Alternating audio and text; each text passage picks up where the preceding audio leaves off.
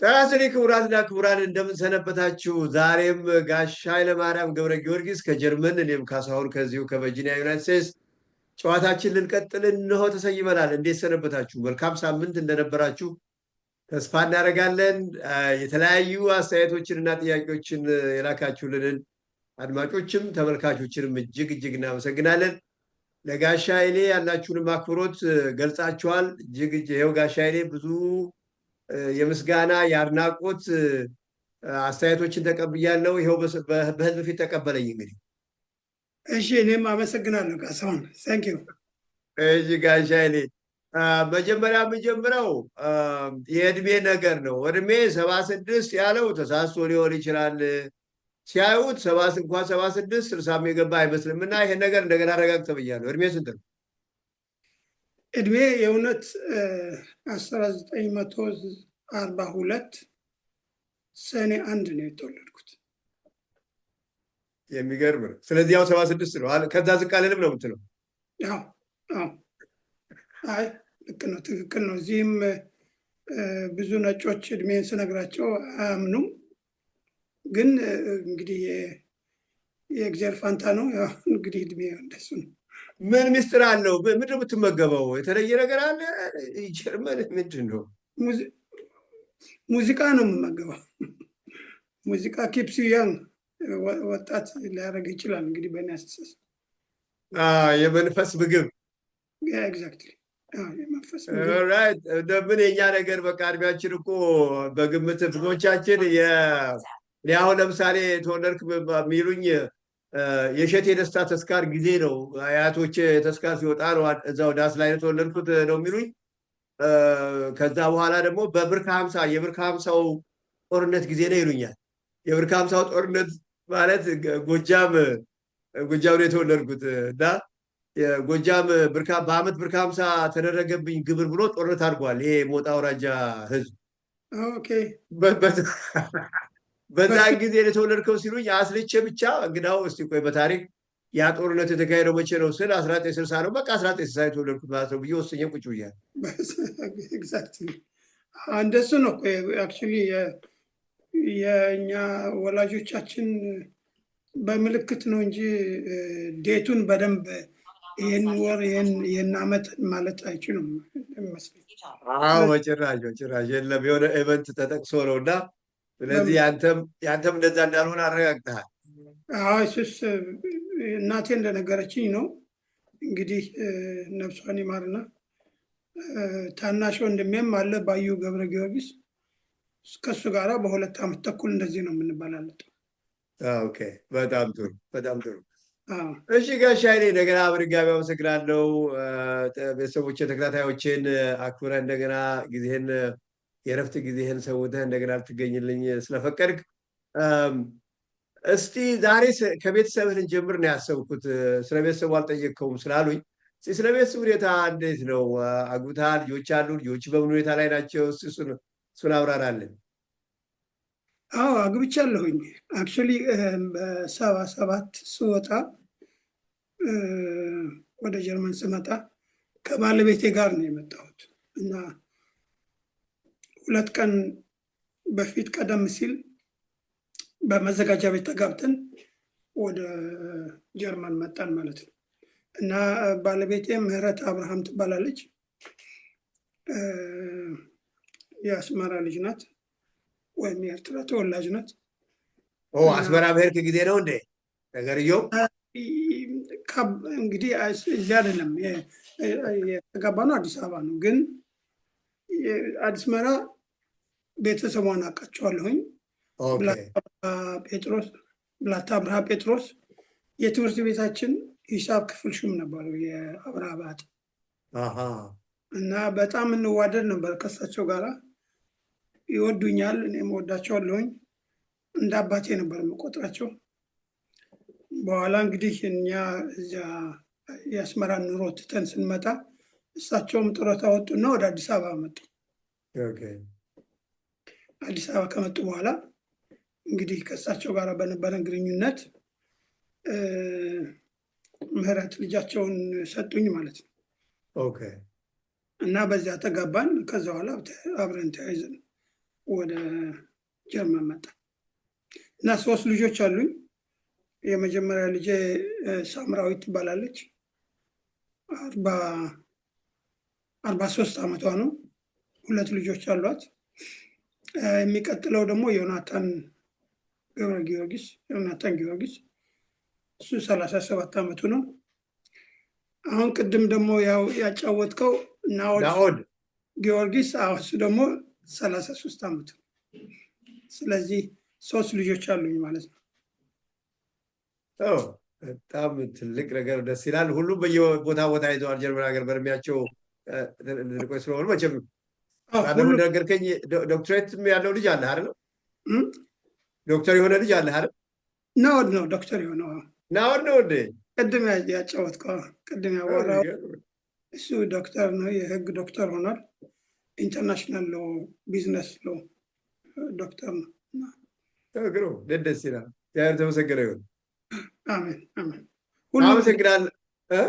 ጥሩ ቦታ ይዘዋል። ሁሉም ደህና ስራ በደህና ደረጃ ላይ እንደሚገኙ ምንም ጥርጥር የለውም። በጣም አመሰግናለሁ ጋሽ ኃይሌ። እንግዲህ ጥያቄውን ተመልካቻችን እንደተመለሰላቸው ተስፋ አደርጋለሁኝ። ሌላው የተነሳው ጥያቄ የትኞቹ ናቸው ሙዚቃዎች መሳሪያ ምንድን ነው? ሙዚቃዎችህን ታውቃቸዋለህ ወይ? በአልበም መልክ ያወጣኸው አለ ወይ? አይታወቁም። እንደዚህ የታወቀ ባለሙያ ሆነ ይሄን ያህል ዓመት የረጅም ጊዜ ሰርተህ በኢትዮጵያ ሙዚቃ ታሪክ ውስጥ ቦታ እንዳለው ሰው ሙዚቃዎች ብዙ በዚህ ትውልድ አይታወቁም እና የት ናቸው ያሉት ይላል አንዱ ጥያቄ። ኦኬ እንግዲህ በፊት በተለይ አሁን ወደ ዩሮፒያን ሙዚቃ ከማዘንበለ በፊት ከ1900 በፈረንጆች አቆጣጠር 78 ጀምሮ እስከ 81 ድረስ ብዙ ካሴቶች አውጥቻለሁኝ። ብዙ አሁን በሲንቲሳይዘር ለምሳሌ አሁን ሙዚቃ መስራት የኢትዮጵያን ሙዚቃ እኔ ነኝ ብዬ አምናለሁ። የመጀመሪያው ሲንቲሳይዘር ሙዚቃ እና ብዙ ካሴቶች አውጥቻለሁኝ ትዝ ይለኛል። ግን በሸክላ መልክ ትግል ለመኖር የሚል በ84 ዓመተ ምህረት እሱ የመጨረሻ የአማርኛ ሙዚቃ ነው። በ1984 በ85 በፈረንጆች 12 ነው 10 ዘፈን የያዘ ኤልፒ አውጥቻለሁኝ። እሱንም ራሴ ነኝ ሪኮርድ ያደረኩት። ሁሉንም ድራም ሴክሽኑንም የቤዙንም አኮምፓኒመንቱንም ሁሉንም ራሴ ነኝ። በሸክላ ነው በካሴት? በሸክላ ነው። ስንት ይሆናሉ በጥቅሉ? ሁሉም በሸክላ ናቸው? ኖ የመጀመሪያዎቹ 3ቱ በካሴት ናቸው። የመጨረሻው ብቻ ነው በሸክላ ያወጣው። 4 ነው ያለህ ማለት ነው? 4 እትም ነው ያለህ ማለት ነው? 4 ሚኒመም ነው፣ ቢያንስ 4 ነው። 3 ካሴት ሙሉ ራሳቸውን የቻሉ። 4ኛው ሸክላ ነው። እሺ ሸክላ በትግል ለመኖር በአማርኛ ወይም ሰርቫይቫል በእንግሊዝኛ ይባላል እና እሱን አክቹዋሊ በስሜት ነው የቀዳሁት። በስሜት ቃሉንም ስሙንም የሰጠሁት በስሜት። የትግል ጊዜ ነበረ ማለት ነው። የምን ትግል ማለት እንግዲህ አሁን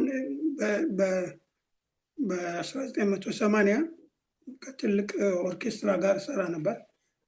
ሶልፉል ዳይናሚክስ ይባላል። ብዙ ናምበር 1 ሂት ያደረገ ባንድ ነው። ማነው ስሙ አልከኝ? ሶልፉል ዳይናሚክስ። እሺ ሶልፉል ዳይናሚክስ በብዛት የውጭ ሀገር ዜጎች ነበር ነው። ከጃማይካ ከላይቤሪያ ምናምን የነበርን ብዙ ሰዎች ነበሩ። አንዳንድ ጀርመኖች ነጮችም አሉበት፣ ዳንሰሪዎች ምናምን፣ ግን በብዛት ውጭ ሀገር ሰዎች ነን እና ይሄ ትልቅ ባንድ ነው። ከቦኒየም ጋር አብረንም ነበር የምንሰራው አዲስ አበባ ነው አይደል? ማኔጀራችን አንድ ነበር ከቦኒየም ጋር እና እዛ ብዙ ስንሰራ ልጆች ሙዚቀኞቻችን የገንዘብ ጥጋብ አልቻሉትም እና በ84 መጀመሪያ ላይ በጣም ቆንጆ የሚሄድ የነበረ ስራ በሙዚቀኞቹ ምክንያት ፈረሰ እና እኔ አሁን አዲስ ትልም ነው የጀመርኩት ከ84 በኋላ። አዲስ ትልም ማለት የሙዚቃውን ስራ ተስፋ በመቁረጥ ችቸው ወደ ፒያኖ ቲዩኒንግ ገብቼ 2 ዓመት ተምሬያለሁኝ እዛ ፒያኖ ቲዩኒንግ ሪፔሪንግ እና ቲዩኒንግ። አሁን እዚያ በ85 እዚያ ቦታ ሆኜ ነው ትግል ለመኖር ብዬ ያወጣሁት። ይሄ ሁሉ የሆነው ጀርመን ሀገር ከገባ በኋላ ነው አይደል? ጋሻዬ ነው አዲስ አበባ ነው? ኖ ጀርመን። እሺ እዛ እና እዚያ ከዛ በኋላ በ86 ትምህርቴን ጨርሼ እዚህ ብራውንሽቫይግ አሁን ያለሁበት ከተማ በተማርኩት ስራ ለመስራት ገባሁ ማለት ነው። ሺምል የሚባል ትልቅ የፒያኖ ፋብሪካ አለ። ያን ጊዜ ከ200 ሰው በላይ የነበረው እና እዚያ ቀጥሮኝ እዚያ ገባሁ ማለት ነው በ87። በጣም ጥሩ። ከሱ እንጀምራለን። በኋላ ወደ ጀርመን ሀገር ከገባህ በኋላ ያለህን ህይወት ማንሳታችን ስለማይቀር እስከ 1987 ያለውን ነግረህናል። ከዛ እንቀጥላለን ወደኋላ ስንመለስ። ከዛ ሌላ የመጣልኝ ጥያቄ ምንድን ነው? እነዚህ አሁን ያልከኝ ስራዎች በኢንስትሩሜንታል ናቸው ሁሉም ይመስለኛል አይደለም? አዎ ኢንስትሩሜንታል። ኦኬ። በድምፅስ ያጀብካቸው ማለት ድምፃውያን ራስህ ያጀብካቸው ድምፃውያን አሉ ወይ? ኢትዮጵያውያን ድምፃውያን የሚሆኑ የውጭ ድምፃውያን አሉ ወይ? ይህንንም ጠይቅልን ብለውኛል። አዎ እንዳልኩ አሁን እዚህ ከመጣሁ በኋላ እዚያ ሀገር ቤት እያለሁኝ ብዙ ድምፃውያን አጅበናል። አሁን መሐሙድ አህመድ የእኛ ዘፋኝ ነበረ ያን ጊዜ አይቤክስ እያለን ራስ ሆቴል። ጥላሁንንም ብዙ ጊዜ አጅበው ነበር። በጣም እንዋደድ ነበር እውነት ለመናገር ከጥላሁን ገሰሰ ጋር። ሌላ ደግሞ ፀሐዬም በጣም ጥሩ ጓደኛዬ ነው። ፀሐዬ ዮሐንስ እዚህም መጥቶ እኛ ጋርም ጎብኝቶናል ብዙ ጊዜ። ለንደንም አብረን ብዙ ቆይተናል እዚያ አንድ ላይ። ታማኝም እንደዚሁ ነዋይ ደበበን አይደል የአባቱ ስም። ነዋይ ደበበንም እንደዚሁ በእሱንም አጅቤዋለሁ። ኤልያስ አንድ ጊዜ ቱር አድርጎ ነበር እዚህ ከኔ ጋራ፣ እሱንም አጅቤዋለሁኝ። ማን ነው? ኤልያስ ተባባል መሰለኝ። ኤልያስ ተባባል። ኦኬ እሺ። አዎ አክቹሊ በዛ ወርቅንም አጅቤያታለሁኝ። እዚሁ እንትን ሾው አዘጋጅቼላት ቱር አድርገናል ከሷ ጋር አውሮፓ። አመልማልንም እንደዚሁ አጅቤያታለሁኝ። አመልማልም እንደዚሁ ቱር መታ ነበር እና ከኢትዮጵያ መጥተው አውሮፓ ነው ከአሜሪካ ነው የመጡት ያን ጊዜ። ከዚህ መጥተው አንተ ጋር አውሮፓ ሲዞሩ አብራቸው ነበርክ? ቱር አድርገናል። ምን ሀገር ብዙ ሀገር ሄደናል። ከበዛ ወርቅም ጋር ከአመልማልም ጋር እንደዚሁ ቱር አድርገናል። ኦኬ። አስቀድማችሁ ትተዋውቁ ስለነበረ ነው ወይ እንዴት ኮንታክት አደረጉ ሲመጡ እዛ? በዛ ወርቅ ጋር አዲስ አበባ እያለን አንታወቅም ነበር ቢሆንስ። አመልማልንም እንደዚሁ አላውቃትም። እንትናችንም የተለያየ ነበር አካባቢያችን።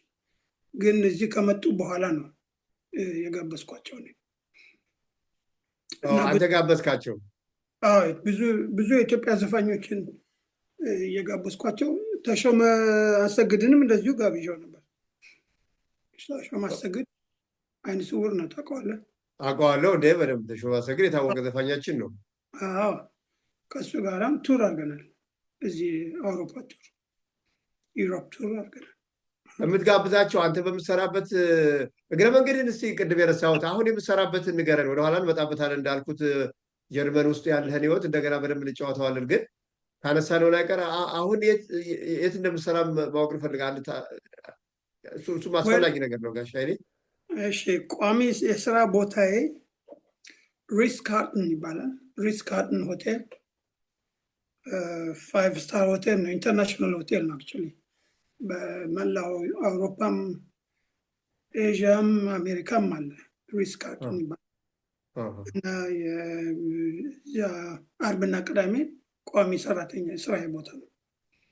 አርብና ቅዳሜ ለ4 ሰዓት ከምሽቱ 1 ሰዓት በእኛ አቆጣጠር ወይም በ19 ሰዓት እስከ 23 ሰዓት እሰራለሁ።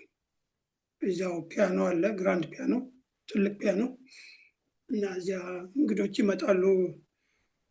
በብዛት ትልልቅ እንግዶች ናቸው የሚመጡት፣ ወይም ደግሞ የታወቁ ቪአይፒዝ ናቸው የሚመጡት።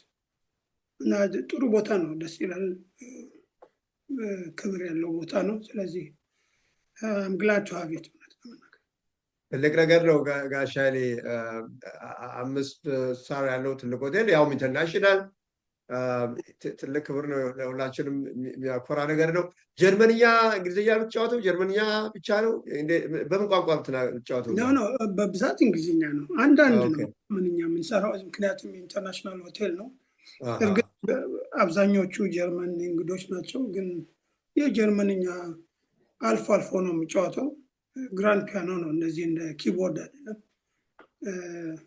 አኩስቲክ የሆነ ግራንድ ፒያኖ እና እዚያ ላይ እንትን አደርጋለሁ፣ እጫወትላቸዋለሁ። እንግሊዝኛ ነው በብዛት እንግሊዝኛ፣ ኦልዲዝ ኤቨርግሪንስ ምናምን እንደዚህ የጥንት ዘፈኖች፣ ዘመናዊ ዘፈኖች፣ ዘመናዊ የሆኑ ዘፈኖች በኃይል ግድ ስሙኝ ሳይሆን በጀንትል ወይ እንጫወተዋለን። በጣም ጥሩ ሬዞናንስ ነው ያለው። በጣም ሰዎች ደስ ይላቸዋል። ቪዲዮ ያነሱኛል፣ ፎቶ ያነሳሉ፣ ቪዚት ካርድ ይወስዳሉ። እነዚህ ደስ ይላል። ከዛም ደግሞ ሌላ ስራዎች ይመጣሉ፣ እንደ ልደት አይነት ወይም የካምፓኒ ግብዣ ምናምን ሲኖር ይጋብዙኛል። እዚያ ደግሞ እንደገና ሌላ ስራ ይመጣል ማለት ነው።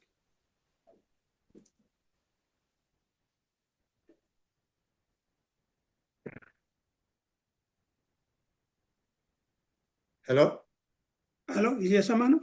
አዎ ይሰማኛል። ጥያቄ ሰምተዋል? አልሰማሁትም። ጥያቄ ከሆቴሉ ጋር ባለህ ውል አትገደብም፣ የፈለግከው ቦታ ሄደህ ትሰራለህ ማለት ነው? አዎ፣ የውጭ ስራ ሳገኝ ነፃ ወስጄ መስራት ይችላሉ። በተረፈ ደግሞ ከእሑድ እስከ ሐሙስ ሌላ ቦታ ሌላ እንትኖች ሌላ ሆቴሎች ወይም እንትኖች ከፈለጉኝ ከእሑድ እስከ ሐሙስ ይቀጥሉኛል። አሁን የሚቀጥሉት 3-4 ወሮች ሐሙስም ተቀጥሬያለሁ ሌላ ቦታ። ጥሩ ነው። ዛሬ የምትጋብዛቸው ኢትዮጵያውያን አርቲስቶች ሲመጡ? ኖ አይ እዚህ አይደለም፣ በግልህ ነው? አሁን ቅድም ጋበዝኳቸው ያልኩ በፊት የኢትዮጵያን ሙዚቃ ብቻ ኮንሰንትሬት አድርጌ በምሰራበት ሰዓት የዛሬ 30 ዓመት 35 ዓመት የነበረ ታሪክ ነው። አሁን ግን እዚህ የምጋብዛቸው ከጋበዝኩኝ የኢሮፒያን ሙዚቃ የሚጫወቱ ሰዎች ነው የምጋብዘው። ኦኬ፣ በጣም ጥሩ። ወደሚቀጥለው ጥያቄ እሄዳለሁ። ግን ጋሽ ኃይሌ ለረፍት ያህል ሙዚቃ ቅድም እንዳሁን በሙዚቃ እንጀምራለን ብዬ ረስቸው ሄድኩኝና እዚህ ጋር ረፍት እናድርግ። እንዳውም አንዱ የደረሰብኝ ወቀሳ ምንድን ነው የሙዚቃ ሰው እያነጋገርክ ሙዚቃውን ሳታሰማን ብለውኛልና ይኸው ጋሽ ኃይሌ እስኪ እባክህ ካስልኝ። እስኪ እንትናን የጥላሁን ገሰሰን በራሴ ኢምፕሮቪዜሽን ልስራልህና እንትን እና እሱን እንትን ላድርግልሽ። እሺ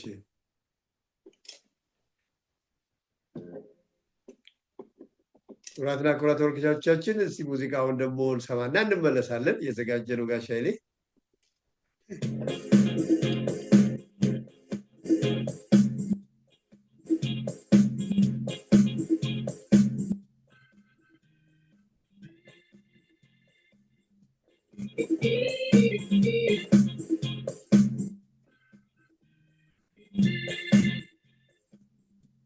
ትንሽ ይቆራረጣል ጋሽ ኃይሌ ይቆራረጣል ትንሽ። እስቲ ማይክሮፎኑ ምናልባት ስለ ጮኸ መሰለኝ። አይ አይጮህም፣ ይቆራረጣል፣ ከፍና ዝቅ ይላል ድምፁ በደንብ ይመጣና ይሄዳል። እስቲ ቀጥል። አሁን እስኪ ቪዲዮውን እንትን ልበልና አሁን እዚህ ጋር እንግዲህ ከኪቦርድ ቪዲዮ እንዳይቋረጥብህ ግን። ኦኬ እስኪ ትራይ ኢት። ድምጿ ቀጥል።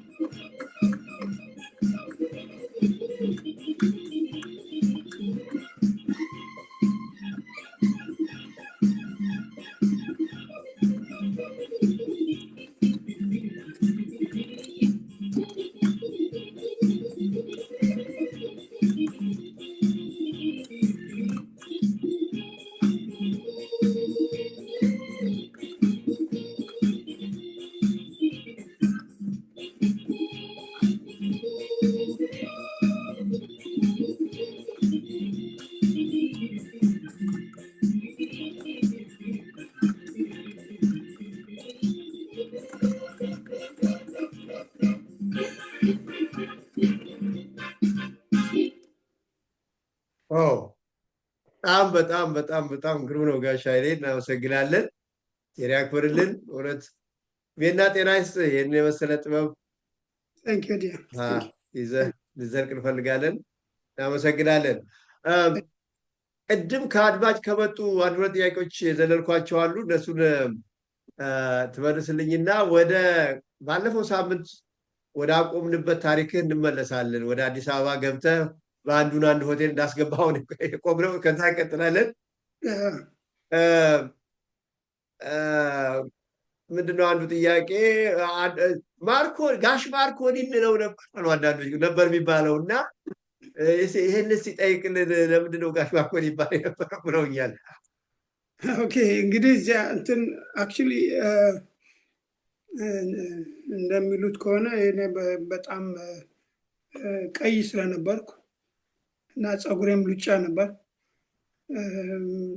በተለይ አስመራ ያለሁማ ፀጉሬ እስከ ትከሻዬ ድረስ ይወርድ ነበር፣ እንደ ዛሬው መላጣ ሳልሆን ማለት ነው። እና ያን ጊዜ በፊት አንድ ደምሰው የምንለው ጓደኛችን ነበር። ካዛንቺስ እያለን ማሪዮ ላንዛ ይለኝ ነበር፣ ቀይ ስለሆንኩና ፀጉሬ ሉጫ ስለሆንኩኝ ማሪዮ ላንዛ እያለ እንደ ስድብ ነው አክቹዋሊ እንትን የሚያደርገው የነበረው። እና ከዛ በኋላ እኔ ሰበታ ስንሄድ ማሪዮ ላንዛ ከምትሉ ማርኮኒ በሉኝ አልኩኝ። ማርኮኒ በታሪክ የጣሊያናዊ ኤክስፕሎረር እንደነበረ ምናምን ተምረን እንባል ነበር እና ደስ ይለኝ ነበር። ስለዚህ ማርኮኒ በሉኝ አልኳቸው። ልጆችም ማርኮኒ ይሉኝ ነበር።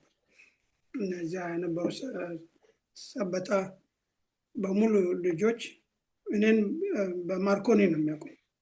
ጋሽ ማርኮኒ ትንሾቹ ትልልቆቹ ብቻ ናቸው ጓደኞቼ ማርኮኒ አይሉኝም፣ እነሱ ኃይሌ ነው የሚሉት እንጂ ታናሾቹ በሙሉ ምናልባት የፍርሃት የሚኖር ይሆናል። ጋሽ ማርኮኒ ጋሽም አለበት አሉ። ጋሽ ማርኮኒ እንደዚህ ነው ነበር የሚሉኝ። እንግዲህ ያው ታናሾቼ እንደሆኑ ያስታውቃል። በትክክል በትክክል። አሁን እዚህ ጀርመን ሀገር ከ1990 ጀምሮ ሬይ ነው የሚሉኝ፣ በሪቻርልስ መልክ ሬይ ጆርጅስ ይሉኛል። እና እሱንም ደግሞ እንደ አርቲስት ኔም አድርጌ ተመዝግቤበታለሁ ማለት ነው በሬይ። እና ሰው እዚያ የሚገርምህ ነገር ደግሞ አሁን ሰው በሚጫወትበት ቦታ ሲገቡ መጀመሪያ የሚታያቸው ሬይ ቻርልስ እንዴት እዚህ ይመጣል እንደገና ምናምን አይነት ነገር ያስባል። እና እኔ ደግሞ ሬይ ቻርልስ አይደለሁም ሬይ ጆርጅስ ነኝ እላቸዋለሁ።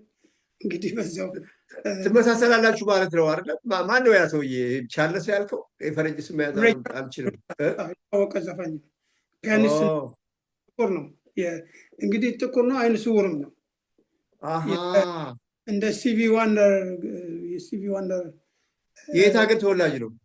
የአሜሪካዊ ነው። አሜሪካዊ ነው።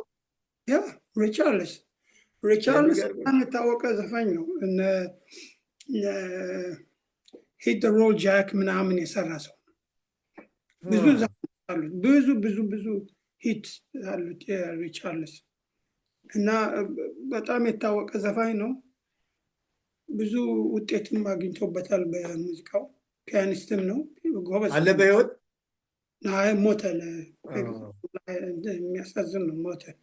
የዛሬ ስንት ዓመት ነው የሞተው? የዛሬ 20 ዓመት 25 ዓመት ቅድም ይሆናል። ግን በ72 ዓመቱ ነው የሞተው። ትንሽ መጠጥ ምናምን የድራግ ነገር እንደዚህ ነገር ነበረው። አንዳንድ ጊዜ እንደሱ ይሆናል ህይወታችን። ክሬዚ ላይፍ ስላሳለፈ እንጃ እንግዲህ ኤኒዌይ በጣም የታወቀ ዘፋኝ ነው ሬይ ቻርልስ። አክቹዋሊ ኤቭሪባዲ ነው እዚሁ።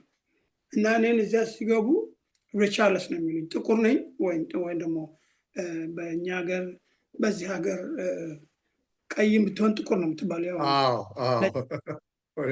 እና በዚህ ላይ ደግሞ ያለባበስም ነገር አለ። መነጽሬን አይነ ስውርነቴን ይኸውና ሬይ ቻርልስ ይሉኛል። በኋላ ሬይ ጆርጅስ አሉኝ እንትኖች ባንዶች። ቀስ በቀስ እኮ ሊወስዱብን ነው። የእኛ ነው በልልን ሁለተኛ ሲመጡ። ኤግዛክትሊ። እርግጥ ኃይለም ከባድ አይደለም ለመናገር ወይም ደግሞ ለመጥራት ቀላል ነው። ይሄን ያለ እንትን አይደለም። ግን ያው ሬይ ነው የሚሉኝ። አሁን እዚህ እንትን ሆም ፔጅ ምናምን በሙሉ በሬይ ነው የምታገኘው። የሚገርም ነው። ኦኬ፣ የመጨረሻዋ የማብራሪያ ጥያቄ ጋይ ስዩምን የሚመለከት ነው። ጋይ ስዩም ወልደ ማርያም የአስመራን ትምህርት ቤት እንዳቋቋሙት የሚመስል ነገር ነው ጋሽ ኃይሌ ሲናገር።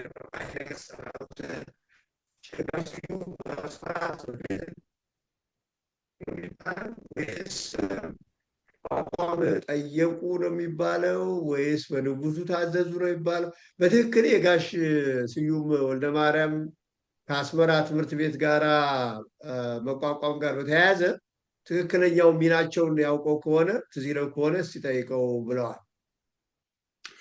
ኦኬ፣ እኔ እንደማውቀው እንግዲህ አባባ ስዩም ነው የምንላቸው እኛ፣ ወይም አቦይ ስዩም። የኔታ ስዩም የሚባሉ ነበር እንደሚባለው።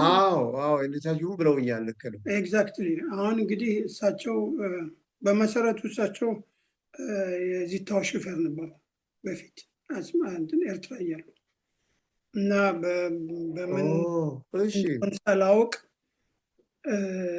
አይነ ስውር ሆኑ። አይነ ስውር ሲሆኑ ወደ አዲስ አበባ መጥተው ጃንሆይ ጋር እንደሚተረከው ነው። ጃንሆይ ጋር መጥተው ምን ላድርግልህ ቢሏቸው እንትን የስዊዲሽ ሚሽን እና አይነ ስውራን ትምህርት ቤት ነበር ያን ጊዜ፣ ትንሽ ናት። የአይነ ስውራን ትምህርት ቤት ክፈቱልን አሉ ይባላል እንግዲህ እሳቸው። እና ከዛ በኋላ ካዛንቺስ ተከፈተ በመሰረት እና ካዛንቺስ ትምህርት ቤት እዛ ውስጥ ግቢ ውስጥ ቤት ነበራቸው እሳቸው ከልጆቻቸው ከባለቤታቸው ጋር እነ ሰላም፣ ፋኑኤል፣ ቤቴል፣ ኢየሩሳሌም በእነዚህ ሁሉ ልጆቻቸው ናቸው። እና እዚያ ይኖራሉ፣ ግቢ ውስጥ ይኖራሉ። ያው ደሞዝ ደግሞ ይከፈላቸዋል እንግዲህ እንደ አስተማሪነት። የሚያስተምሩት መጽሐፍ ቅዱስ ነበር እና መጽሐፍ ቅዱስና ግብረ ገብ ስለሚያስተምሩ የኔታ እንላቸዋለን እንጂ ቄስ ሆነው አይደለም። ቄስ አልነበሩም፣ ቄስም አይደሉም። መሪጌታ አልነበሩም። መሪጌታ አልነበሩ፣ በኦርቶዶክስ መሪጌታ አልነበሩም። ስለሱም አልሰማሁም። ምናልባት በኋላ ማንዶሊን ይጫወቱ ነበር ትዝ የሚለኝ እና በማንዶሊን መዝሙር ይዘምሩልን ነበር አብረው እና በትግርኛ መዝሙር ማንዶሊን አድርገው ይዘምራሉ። አሁን እስከ ሰበታ እስከምንሄድበት ድረስ አብረውን ነበር የነበሩት።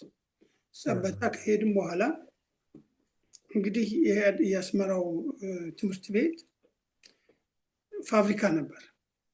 አንድ የጣሊያን ፋብሪካ ነበረ። ቆይቷል ከተዘጋ። ስራ ምንም ጥቅም የሌለው ግቢ ሆኖ ዝም ብሎ ተዘግቷል እና ለረጅም ዓመታት እና እሳቸው የሚባለው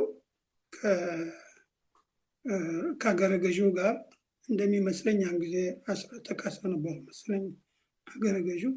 ከእሳቸው ጋር ተነጋግረው ይመስለኛል ይህን ቦታ ለዓይነ ስውራን ትምህርት ቤት እንዲፈቀድላቸው የጠየቁት እሳቸው ናቸው እንደሚመስለኝ አቶ ስዩም። እና ከዛ በኋላ በጎ አድራጎት ስር ሁሉ ነገር እንዲዘጋጅ እንዲደረግ ተደርጎ እሳቸው ደግሞ ዳይሬክተር ሆኑ። ያው እሳቸው ያመጡት ቦታ በመሆኑ መሰለኝ እንግዲህ እንደዚህ ዳይሬክተር ሊያደርጓቸው የቻሉት። እና እዚያ በእርዳታ በምን ይሰራል፣ ይሰበሰባል። በጎ አድራጎት ከሚሰጠው ባጀት ሌላ ሰዎች፣ እንግዶች የሚያደርጉት መጽዋት አለ፣ እሱንም ይቀበላሉ እንግዲህ። እና ባለቤታቸው እማማ ጽርሐት እዚህ ይለኛል መንጃ ፍቃድ አስወጥተውላቸው እዚያ የትምህርት ቤቱ ሾፌር ሆነው ይሰሩ ነበር ባለቤታቸው። እና ሰላምን በተለይ ጊታሪስቱን እንግዲህ በብዛት ይታወቅ ነው እዚያ ነው። ምክንያቱም እኔን ጋብዘውኝ እዚያ ከመጣሁ በኋላ ሰላም ኢንተረስት አደረበት የጊታር። ከዚያ በፊት ጊታር እንትን አይጫወትም ጭራሽ። እና ጊታር በመዝሙር በምን እያደረኩኝ እንግዲህ አብሮ ከልጆቹ ጋራም ብቻውንም አብረን እየሰራን መሻሻል እናመጣ ማለት ነው እንግዲህ ሰላም። እና ከዛ በኋላ እኛ አቶ ስዩም ምንም የሚደበቅ ነገር አይደለም፣ ኃይለኛ ሰው ናቸው። የሞራል የእንትን ትንሽ ጉልበት አለ ይሰማቸዋል፣ ጉልበት አላቸው። እና እዚያ እኔ ውጭ በምሰራበት ጊዜ ደስተኛ አልነበሩ። ምክንያቱም እዚያ 100 ብር ነው የማገኘው፣ ውጭ ደግሞ 450 ብር አገኛለሁ ማታ ማታ ይሰራ። ስለዚህ እሳቸው ለራሳቸው ብቻ ነበር የሚፈልጉኝ። ትንሽ አለመግባባት ተፈጥሮ ነበር እና በሱም ምክንያት ነው እንግዲህ ከዛ ከ5 ዓመት በኋላ ወደ አዲስ አበባ የተመለስኩት ነው። እና ይመስለኝ እሳቸው በዚህ በሁለቱም በካዛንቺሱም በአስመራውም የዓይነ ስውራን ትምህርት ቤት መስረታ ላይ ከፍተኛ ሚና ተጫውተዋል ብዬ አስባለሁ። አይ ጥሩ። እንግዲህ ይህን ያለው አንተ የምታውቀው። ከዚህ የበለጠ ደግሞ የተለየ ታሪክ አለ ከተባለ ደግሞ ሌሎች እንግዲህ የታሪክ ሰዎች ሊያጠኑት ይችላሉ። ዋናው ነገር አንተ የምታውቀው ይሄን ነው። በጣም ግሩም። ወደ አዲስ አበባ እንመለሳ ጋሽ ኃይሌ። ባለፈው ሳምንት ከሶኒ እያልኩ ደግሞ እኔ ከሶኒ ተነስተህ አዲስ አበባ የአስመራን ቆይታን ከጎበኘን በኋላ ተመልሰህ ወደ አስመራ በአንድ ይዘህ ሆቴል ተከራይተህ እዛ እንዳስገባቸው ገልጸህልን ነበር የቆምነው የጉዞ የትረካውን እና ከዛስ ብለን እንጀምራ። ታዲያ ጋሽ ኃይሌ ከዛስ ምን ሆነ? ኦኬ ጉድ። ከዛ በፊት ትንሽ አንድ ጭማሪ ቢያስፈልግ ሰከንዳሪ ስኩል እያለሁኝ እዛ ኮከበ ጽባህ እየተማርኩ ማለት ነው ናይት ክለቦች እየዞርኩኝ ማታ ማታ ይገርማል እስከ 6 7 ሰዓት 8 ሰዓት ድረስ በእግሬ ከቀበና እስከ ፒያሳ እየሄድኩኝ ናይት ክለቦችን ጎበኝ ነበር። ይታይ ነበር ያ ጊዜ ቪዥን ነበረ ወይስ? ያን ጊዜ ነበር ያን ጊዜ ነበር ብስክሌት ሁሉ ነዳ ነበር ያን ጊዜ።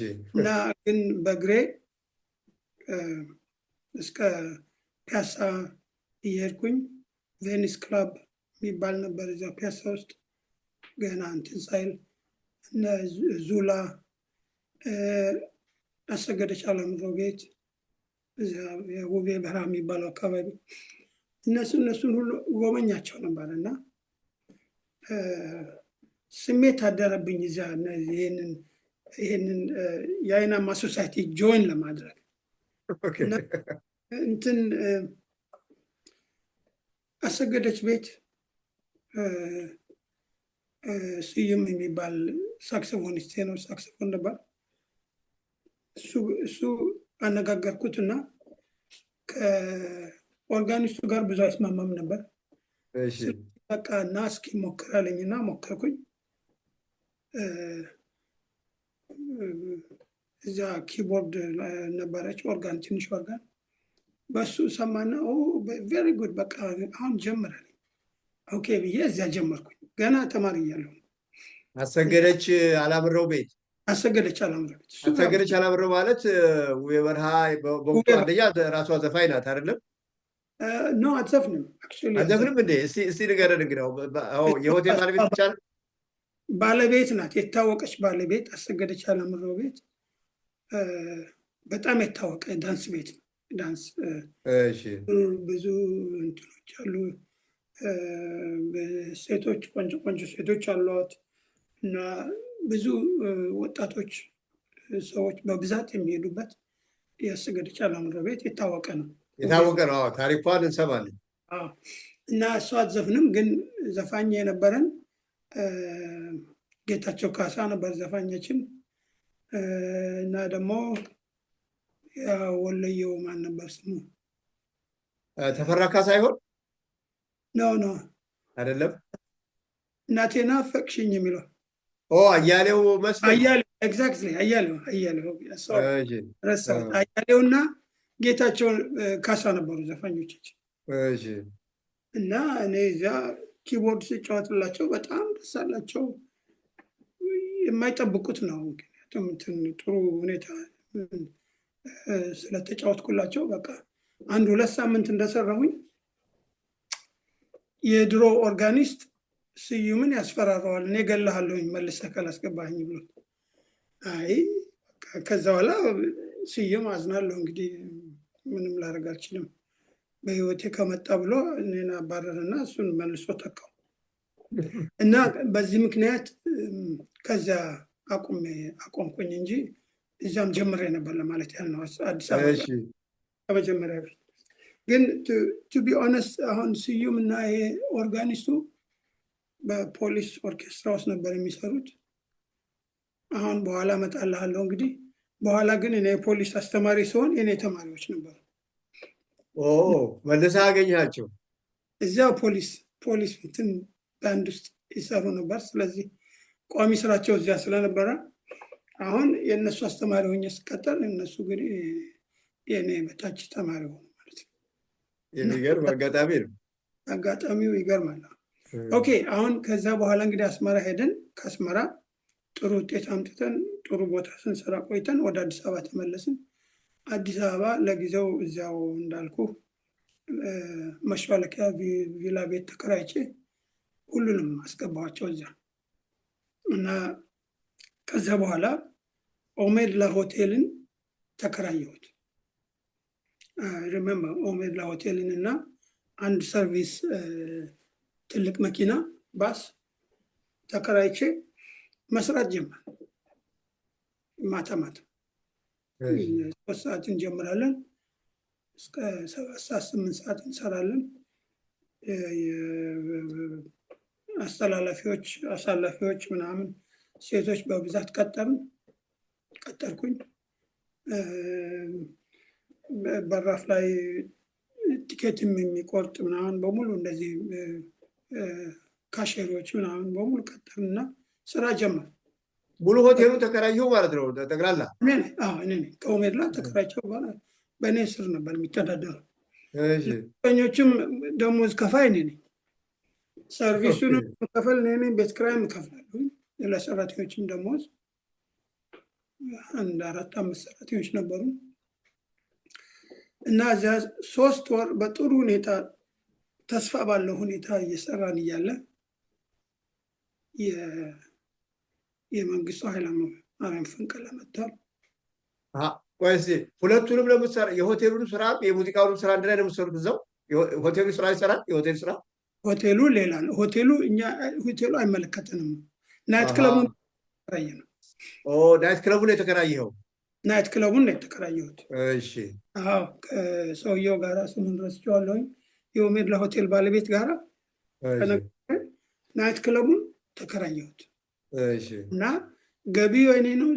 ኪራይ ብቻ ነው የምከፍለው። አይ ቲንክ 800 ብር ምናምን ነበር ያ ጊዜ መሰለኝ ኪራይ ባለሳሳት። እና እሱን ኪራዩን ከፍላለሁ። ሌላውን አይመለከተውም። እሱ የኔ ኃላፊነት ነው። እና 3 ወር በጥሩ ሁኔታ እየተሳካ የሰራን እያለ ምክንያቱም በጣም ጥሩ ዘፋኞች ነበሩ። እነማን ነበሩ? ታምራት የሚባል አንድ ዘፋኝ ነበረ። ታምራት ሞላ ነው? ኖ ታምራት ሞላ አይደለም፣ ሌላ ነው። ሌላ ታምራት ትንሽ በነገር ላይ አንተ ስም ስጠራ እኔ አባት ሞላና የተሳሳተ አሁን ባለፈው ሳምንት አንድ አድማጭ ነገረኝ። ትዝታ ይጥና ጋሻው ስትል አሰባሪያቸው እኔ ለካ ሳይታወቀኝ ትዝታ በላቸው ብያለሁ። ለካ ትዝታ በላቸው የቪኦኤ ጋዜጠኛ ናትና በዚህ አጋጣሚ እሱን ማረም እፈልጋለሁ። ትዝታ ይጥና ጋሻው ናት መምህራችን። ትዝታ በላቸው የአሜሪካ ድምፅ ዛሬ የተዘጋው የዛሬን ያድርገውና የአሜሪካ ድምፅ ራዲዮ ታዋቂ ጋዜጠኛ የነበረች ናት እና በዚሁ ለማረም ነው። ቀጥል ጋሻዬ። ኦኬ። እና ከዛ በኋላ እዛ እንግዲህ አሁን የነገርኩ ስሊም ጆንም ዘፋኛችን ነበር። ከዛው ከአስመራ ጀምሮ ይዘው ነው የመጣ ነው እና ጥሩ ኳሊቲ ያለው ሙዚቃ ስለምናቀርብ ብዙ ሰዎች ወደውት 3 ወር በጣም በጥሩ ሁኔታ ስንሰራ ቆይተን ከርፊው መጣ። ሰዓት እላፊ 12 ሰዓት ሲመጣ በቃ ተዘጋ ማለት ነው። ተዘጋ። ያው እንግዲህ ሙዚቀኞቹ ግን ስቲል ከኛ ጋር አሉ። ባይ ዘ ዌይ ሰላምን ያን ጊዜ ነው ሰላምን ያስገባሁት እዚህ ኦሜድላ ናይት ክለብ ስንሰራ ሰላም ስዩምን ቀን ከሌት እያስተማርኩ ዘፈኖችን በሙሉ የስሊም ጆን ዘፈኖችን በሙሉ እንዲያጠና አድርገን ያው እሱም ከኛ ጋር ነበር የሚኖረው እና በጥሩ ሁኔታ ከኛ ጋር አብሮ መስራት የጀመረ ያን ጊዜ ነው። ሰላም ስዩም ማለት የኔታ ስዩም ልጅ ማለት ነው። በኋላ በሮሃ ሙዚቃ በጣም ታዋቂ ከሆኑት ኤግዛክት እና ከዛ በኋላ ከ3 ወር በኋላ ሲዘጋብን አስመራ የአምባሳደር ሆቴል ባለቤት ወይዘሮ አወጣሽ ለምን እኛ ጋር አትመጡም? እኛ ጋር ሰዓት እላፊ ለምን የለም ትለናል አለች። በስልክ ነው ተደዋውለን እና እንደገና ባንዱን በሙሉ ይዤ ወደ አስመራ ወደ አስመራ ሄድ ወደ አስመራ ሄድ እንደገና በ75 ምናምን በፈረንጆች ከከርፊው በኋላ ልክ ከርፊው በገባ በ4-5 ወር ውስጥ እንደገና ልጆቹንም የሙዚቀኞቹ ሁሉ ወጪ አለብኝ። ስለዚህ በአጠቃላይ ግድ መንቀሳቀስ ያስፈልጋል እና እዚያ መሄድ የምትፈልጉ ስንላቸው አንዳንዶቹ አልሄዱም። እነ ስሊም ጆን አልሄድም። አንዳንዶቹ ብቻ ቀሩና ማነው ስሙ ቤዝ ጊታሪስታችን ሄደ፣ ሰላምም አብረን ሄድን። ሳክስፎኒስታችን ንጉሴ አብሮን ሄደ። እዛ ሄድንና አምባሳደር ሆቴል መስራት ጀመር አስመራ። እንደገና እዛው ቤትም ሰጣናለች፣ ሁሉን ነገር አዘጋጅተን እዚያ ስንሰራ 6 ወር እንደሰራን እዚያ ደግሞ እንደገና ሻዕቢያ መግባት ጀመረ ወደ ከተማ። ተመልሰው ሻዕቢያ መግባት ጀመረ እንደገና። አሁን እዚያ ለመውጣት አስቸጋሪ ሆነ። ምክንያቱም ፕሌንም እንትን በብዛት የለም፣ ውጭም ምግብ የለም፣ ስራም የለም፣ ቀንም ሌሊትም ተኩስ ነው። አስመራ በጣም ከባድ ጦርነት ያየሁት ያን ጊዜ ነው እውነት ለመናገር። እና በጣም ከባድ ነበረ። ሌሊት በተለይ በቃ ማደራችንን በጸሎትና በእንትን ነው። በቃ ዛሬስ አይነጋም ነገን አናያትም እያለ ነው ምናምን። በጣም ከባድ ጦርነት ነበር። እና ከዛ በኋላ ጓደኞች ስለነበሩኝ አስመራ ፓስፖርት እንዲያወጡልኝ አደረኩና ከዛው ከአስመራ ፕሌን ቲኬት ገዝቼ ወደ አዲስ አበባ ተመለስኩ። ወደ አዲስ አበባ ተመለስክ? የህይወትና የሞት ጉዳይ ሆነ። አልቻልክም። ሙዚቃ ደግሞ ሰላም ይፈልጋል። ፖለቲካና ሙዚቃ ቆመ። እሱ ቆመ። ምግብም አሁን ምግብ አትሰጠን፣ መጠጥ የለ፣ ምን የለ፣ ቆመ በቃ በሙሉ ምግብ ፍለጋ። ያን ጊዜ ወተት ምን በቃ ብርቅ ሆነ እኮ ምንም ነገር የለም። እሱ አሁን እንግዲህ ምግብ ሁሉ ልሰጠን ነበር እንትና ወጥ ቤቱ ተዘግቷል። ጭራሽ ምንም ምግብ የለም፣ የሚገዛ የለም፣ የሚሸጥ የለም። እንቅስቃሴ ቆመ። አሁን በሙሉ ስለተቋረጠ ውጭም ሬስቶራንት የለም፣ ምንም የለም እኮ ናሰኝ። በቃ በጦርነቱ አቁመዋል። እኔ በኋላ ፓስፖርቴን አወጡልኝ በጓደኞቼ እና ቲኬትን ገዝቼ ወደዚያ ስመጣ ወደ አዲስ አበባ ስገባ የተሰማኝ ስሜት የሚገርም ነው በእውነት። እንደ አዲስ እንደተፈጠርኩ ነው የቆጠርኩት። ከጭንቀት ቦታ ነው የመጣኸው? ከዚያ እንትን እንደ ለተወሰነ ሳምንታት በር ሲዘጋ ሁሉ ደነግጥ ነበር። እንደ ትራውማ እና በጣም ከባድ ጊዜ ነበር። ፓስፖርት አልከኝ። ፓስፖርት ለምን የሚያስፈልግህ ከአስመራ ወደ አዲስ አበባ? አለበለዚያ አያስወጡህም፣ መሄዳችን። ምክንያት ከአዲስ አበባ እንደገና ቪዛ ጠይቄ ወደ ውጭ ወጣለሁ ስላልኩ እኮ ነው የሰጡኝ እንጂ ያስወጡኝ እንጂ ከአስመራ አዲስ አበባ መሄዳችን ክልክል ነው። ፓስፖርት የሰጠህ ማን ነው? የኢትዮጵያ መንግስት ነው? ማን ነው? ያው ያን ጊዜ የኢትዮጵያ መንግስት ነው ኤርትራን የሚገዛው። ዝም ብለህ ልክ አዲስ አበባ እንደምታወጣው ሁሉ ፓስፖርት አስመራ ሆነ አወጣህ ማለት ነው? አስመራኛ ወጣሁ። አሁን ለምን አሰብከው ግን ፓስፖርት ማውጣቱ? አለበለዚያ ማውጣት አችልም። ወደ አዲስ አበባ ከአስመራ መሄድ አትችልም? አትችልም፣ ክልክል ነው። እሺ፣ አዲስ አበባ መሄዳችን ከአስመራ ወደ አዲስ አበባ የትም ቦታ መሄድ ዝግ ነው፣ ክልክል ነው። ፍቃድ ያላቸው ሰዎች ብቻ ናቸው በፕሌን የሚሄዱት። እና ይሄ ነው እንደ እስር ቤት በለው በቃ ከባድ ነገር ነው። ከዛ በኋላ እንግዲህ እኔ አልነበርኩም እዚያ። ፓስፖርት ሲያወጡልኝ ፎቶዬን ብቻ ሰጥቼ ነው። አሁን ስሜን በትግርኛ ጊዮርጊስ የሚለውን ጂኤች አድርገው ነው የጻፉት። አየህ፣ እሱን አርሙ አላልኩም። እስካሁን ድረስ በጂኤች ነው የምጠራው። ነው እንዴ? ጂኤች ጊዮርጊስ GHIORGIS። እኛ ጊዮርጊስ ሲሉ ጂኤች ያደርጋሉ ሁሉ ጊዜ። አሁን እንግዲህ GIO ሳይሆን GHIO ነው የኛ ስም ጊዮርጊስ። የአስመራ ኦሪጂናሊቲ ነው እንግዲህ። አስመራ ኦሪጂናል አንድ መታሰቢያ አድርገህ ይዘዋል። መታሰቢያ ነው ማለት ይቻላል። አስመራን እወደዋለሁ እውነቱን ለመናገር በጣም ነው ደስ የሚለው። ህዝቡንም አስመራንም እወዳለሁ። አስመረቲ የምትታወቅ ብትወደድ ከተማ ናት ይላሉ። ኤግዛክትሊ። አሁን ከዛ በኋላ አዲስ አበባ ስመጣ እንደገና ያው ወንድሜ ይጠብቀኝ ነበር። ወንድሜ እዚያ ነበር። ለነገሩ ተመልሼ ገባሁ። እዚያ በኋላ ቬኒስ ክለብ እንደገና መስራት ጀመርኩ ከሰላም ጋር። ቬኒስ ክለብ ሰላም ጋር ገባን እና እዚያ ስንጫወት እነማን ነበሩ ድምፃውያን? አቡበከር ያን ጊዜ የነበረው ሪዳ ነበር። ሪዳ በጣም ጎበዝ እንግሊዝኛ ዘፋኝ ነው። አንድ ደግሞ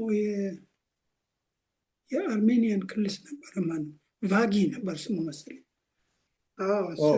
ሁሉም በእንግሊዝኛ ነው የምትጫወቱት ማለት ነው? አማርኛ ዘፋኝ አልነበረም?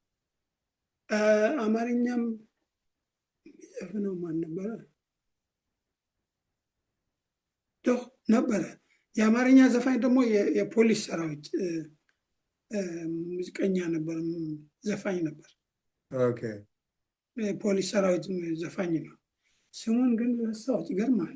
ይረሳል። ረጅም ጊዜ ከሆነ ግን እሺ፣ የእርጅና ጉዳይ ሆኖ በጣም ወዳጄ ነው። እንዳውም እሱ በጣም ወደዋለሁ። እሱ ነች የአማርኛ ዘፋኛችን፣ ጎበዝ ዘፋኝ ነው፣ ጥሩ ዘፋኝ እና እዚያ ስንጫወት ስንል ከእኔ ቀደም ብሎ የአይቤክስ ጊታሪስት አንድሩ ይባላል። ኮንትራቱን ጨርሶ ወደ ሀገሩ ይመለሳል። ከሩዋንዳ ነበር የመጣው፣ በስደተኝነት ነበር የመጣው። ተመልሶ ወደ ሀገሩ ሲሄድ እና ጆቫኒ የአይቤክስ እንትኖች ሙዚቀኞች ጊታሪስት ይፈልጋሉ። ሲፈልጉ ሰላምን ይወስዱታል። ሰላም ደግሞ እንግዲህ ከኛ ጋራ በጥሩ በእንግሊዝኛ በምን ጥሩ እድገት አድርጓል። ጥሩ ቦታ ጥሩ ሙዚቀኛ ሆኗል እና ሰላምን ወሰዱት። ከዛ በኋላ ሰላም ከነሱ ጋር እየተጫወተ እያለ የእነሱ ኪቦርድ ፕሌየር መለሰ ይባል ነበረ መሰለኝ ባልሳሳት። እሱ በብዛት የአማርኛ ነው እንጂ በአንድ እጁ የሚጫወተው የእንግሊዝኛ ነገር በኃይል እንትን አይልም ነበርና ተነጋግረው እንደገና እኔን ወደ ራስ ሆቴል ጋበዙኝ። ከና አይቤክስ ቡድን ገባሁ ማለት ነው። አይቤክስ ከነ ማህሙድ ጋር ከነ እንግሊዝኛ ዘፋኛችን ደግሞ በጣም ጎበዝ እንግሊዝኛ ዘፋኝ ነበረን። ግርማ ጭብሳ እንግሊዝኛ ዘፋኛችን ነበር እና ማህሙድ የአማርኛ ዘፋኝ ነው። ቆንጆ ስራ እንሰራ ነበር። ራስ ሆቴል ጥሩም ደሞዝ ይከፈለናል። በጣም ጥሩ ደሞዝ ይከፈለናል። ስራም አርብና ቅዳሜ ብቻ ነው የምንሰራው እና ደሞዙም ቆንጆ ደሞዝ ነበር። ያን ጊዜ 800 ብር ጥሩ ደሞዝ ነው ለሁለት ቀን ስራ። ብዙ ነው። አዎ። እና ደግሞ ውጭ ደግሞ ስንጠራ ደግሞ ሌላ ክፍያ እንጠይቃለን። በጥሩ ሁኔታ እንሰራለን ማለት ነው እና ጥሩ ባንድ። ያን ጊዜ ጆቫኒ ቤዝ ነበር። ተስፋዬ ሞቷል መሰለኝ። ተስፋዬ ሆዶ ነው የምንለው። የአባቱ ስም ትዝ አይለኝም። እሱ ድራም ነበረ። ግርማ ጭብሳ እንግሊዝኛ ዘፋኝ፣ አማርኛ ዘፋኝ መሐሙድ አህመድ፣ እንትን ሳክስፎን ፍቃዱና ቴድሮስ ምትኩ እሱም ሞቷል መሰለኝ። እና እንደዚህ ሆነን ጥሩ ሰራን። እውነት ለመናገር በጣም ጥሩ ባንዱ ቆንጆ ባንድ ነበር። ደግሞ በሙዚቃም የበሰሉ ነበር። ደህና የበሰሉ ሰዎች ስለነበሩ ጥሩ ስንሰራ ቆየን። አሁን በመካከል ላይ የፖሊስ አስተማሪ ነርስስ ናልቫንዲያን ይባላል። የአርሜኒያን ተወላጅ ነው። የፖሊስ እና የብሔራዊ ቲያትር አስተማሪ ነበር እና እሱ ጡረታ ሲወጣ የእሱን ቦታ የሚይዝ ሰው ፈለጉ። ፖሊስ እና አንዳንድ ሰዎች ያልኩ ዘፋኝም ነበር እኛ ጋር ቬኒስ የሚሰራ ነበር። ሌሎችም የሚያቆኝ እንደዚሁ በአይቤክስ ውስጥ የሚያቆኝ ሰዎች ኃይሌን ቅጠሩልን ይሏቸዋል። ዋናው አዛዥ ደግሞ ኃይሌ እኮ ሙዚቃ ትምህርት ሰርቲፊኬት የለውም ይላል። ደግሞ እኛ ሰርቲፊኬቱ ምንም አያደርግልንም፣ ችሎታው ነው እኛ የምንፈልገው። ለእኛ ሙዚቃ እንትን ድርጅት የሚጠቅመንና ይጠቅመናል ብለን የምናስበው ኃይሌ ስለሆነ እሱን ቅጠሩልናል። ኦኬ ጠራኝና ሰውየው ጠየቀኝ። ከዛ በኋላ እችላለሁ አደርግላቸዋለሁ አልኳቸው። ከሰኞ እስከ ዓርብ ጧት ብቻ ፖሊስ ሰራዊት እንድሰራ ኮልፌ 104 ሙዚቀኞች አሉ። ሚሊተሪ ባንድ አለ እና ደግሞ ኦርኬስትራም አለ። 104 ሙዚቀኞች 104 ናቸው በአጠቃላይ። ብዙ እኮ ነው ጋሽ ኃይሌ፣ በጣም ብዙ ነው። እሺ ምንድን ነው የምታስተምራቸው? መንገድ ላይ እንትን ሲሉ የምታያቸው ብዙ ናቸው። እነዚህ ማርሽ የሚጫወቱት ምናምን። ኦኬ። ሁለት አይነት ነው። አንዱ ኦርኬስትራ አለ። ኦርኬስትራው እነ ሂሩት ታደለ ነው የሚባለው ይሄ ሰው ይሄ ልጅ በእናት ዘፋኙ ታደለ በቀለ ይሁን አባቱ ስም ይሄ በስልካ አነጋግሪኝ በቀጭኑ ሽቦ የሚለው ነው መሰለኝ። አይዶ ነው የፖሊስ እንግዲህ ታደለ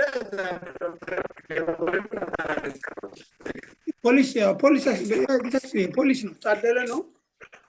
አሁን ትዝ አለኝ እኮ ስሙና እንትና ሂሩት በቀለም ነበረች እኛ ጋር እዚያን ጊዜ ስገባ ማለት ነው። እና ከነሱ ጋር መስራት ጀመርኩኝ። ባንዱንም ኦርኬስትራውንም ነበር እንትን ምለው። አሁን የመንገድ ላይ የሚጫወቱት ባንድ የሚጽፉልኝ እንግዲህ አሁን ኖት በእነሱ እንትን በአይናማ መጻፍ አልችልም፣ በብሬልም አልጽፍም። አክቹዋሊ ግን እኔ በፒያኖ አሳየዋለሁኝ። ለአንድ 10 አለቃ ነበረ ጎበዝ መኮንን የሚባል እኔ ጋር ቢሮን መሄድና በፒያኖ አሳየዋለሁኝ። እሱ በኖት ይጽፋል። መጫወት ያለበትን በፒያኖ የመታው አሳየዋለሁኝ። ኤቢሲዲ ምናምን። አሁን ታይሚኙን ምናምኑን በሙሉ እዛ እያሳየሁት እሱ በአይናማ ኖት ይጽፋል ለእያንዳንዱ ግሩፕ።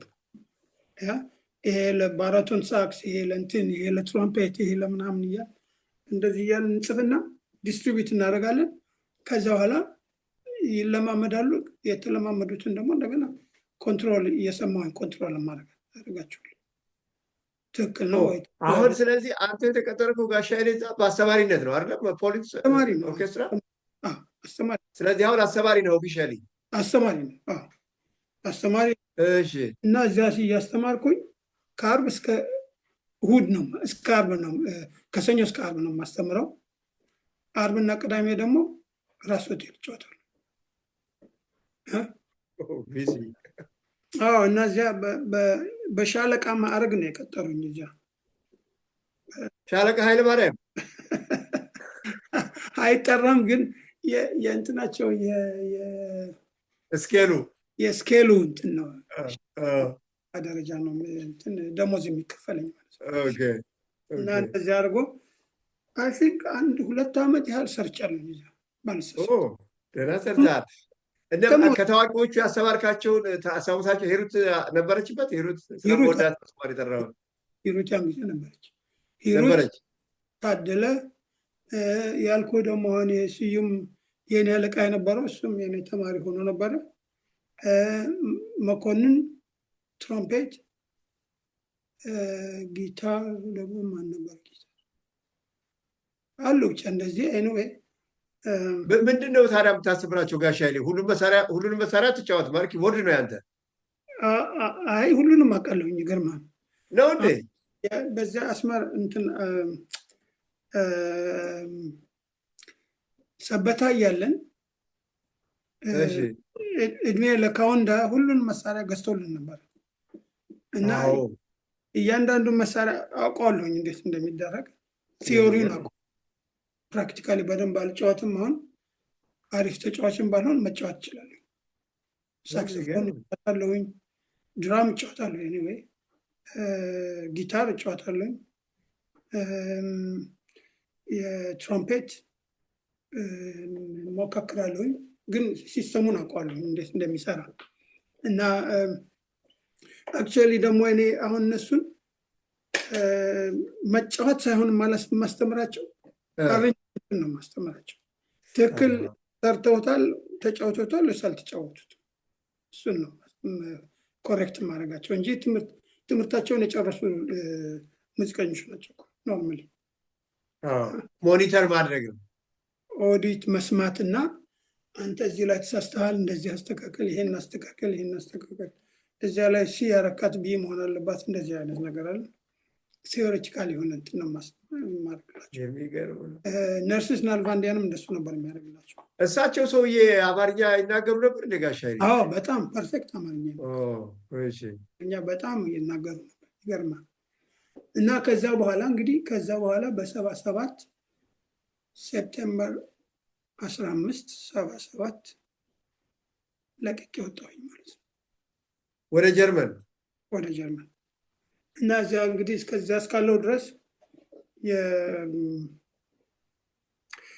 የፖሊስ ሰራዊት መታወቂያ ነበረኝ እና ደግሞ ልዩም ድጋፍ እንዲሰጠን ያን ጊዜ ከርፊው ነበር፣ ሰዓት እላፊ አንዳንድ እንትንም አለ። በማንኛውም ጊዜ ልዩ ድጋፍ እንዲሰጣቸው የሚልም ይዤ ነበረ ደብዳቤ ወይም ደግሞ ማስረጃ እና በዛ መንፈስ ነው እንደገና ቪዛ ለእኔም ለባለቤትም ላገኘ ቻልኩት በእነዚህ አይነት ወረቀቶች ድጋፍ ነው። መልካም ጋሽ ኃይሌ እንዴትና ለምን እንደወጣ በሚቀጥለው ክፍል ዝግጅታችን ውይይታችን እናነሳዋለን። እንደገና ደግሞ የተራረፉ ጥያቄዎች ይኖራል። አዲስ አበባ ውስጥ ለምሳሌ ከድምፃውያን ጋር በነበረ ቆይታ ኢንተራክሽኑ እንዴት እንደነበረ፣ አስተያየታቸው እንዴት ነበረ፣ የገጠመህ ነገር ካለ እሱን ታጫውተንና በሚቀጥለው እንደገና እንገናኛለን። ጋሽ ኃይሌ የዛሬውን ውይይታችንን ለምን ታዲያ በአንተ አንድ ዘፈን በመረጥክልን ዘፈን አንዘጋም? ኦኬ ቬሪ ጉድ። እንግዲህ ሪቻርልስን አላውቀውም ስላልከኝ የሪቻርልስን ዘፈን ልጫወትልህ። እሺ ጋሽ ኃይሌ አመሰግናለሁ። ሂት ዘ ሮድ ጃክ ይባላል እና ያለ አካምፓኒሜንት በላይፍ እንጫወተዋለን። እሺ ላይፍ እንደዚሁ ያለ ድራም ያለ ነው።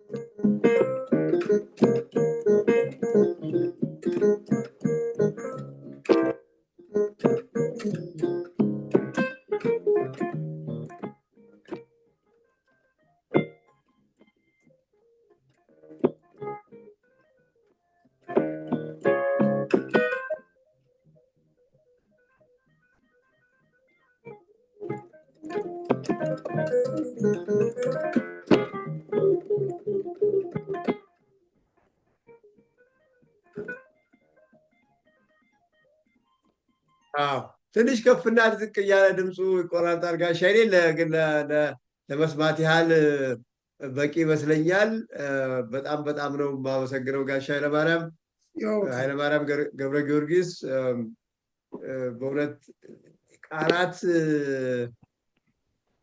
አይገልጹልኝም ምስጋናዬን። በጣም በጣም ነው የማመሰግነው። ብዙ ነገር ነው ነገርከን። እንዳልኩት የዚህ ፕሮግራም መሰረታዊ ዓላማ አንተን የመሳሰሉ ታላላቅ የሙዚቃ ሰዎች አይነ ስውራን ኢትዮጵያውያን በኢትዮጵያ የሙዚቃ ታሪክ ውስጥ ምን ያህል ሚና እንደነበራቸውና ወደፊትም የኢትዮጵያ አይነ ስውራን ሙዚቀኞች ሕይወት እንዲያብብ አስተዋጽኦ የሚያደርግ ውይይት ነው እያደረግን ያለ ነው። ወደ መጨረሻው እሱን በተመለከተ እንነጋገራለን። ለዛሬው ጋሽ ኃይሌ ብዙ ጊዜህን ወሰድኩብህ። ስለነበረን ጊዜ እጅግ እጅግ በጣም አመሰግናለሁ። ዌልካም። እኔም አመሰግናለሁ። በጣም በጣም አመሰግናለሁ። ጤና ይስጥልኝ።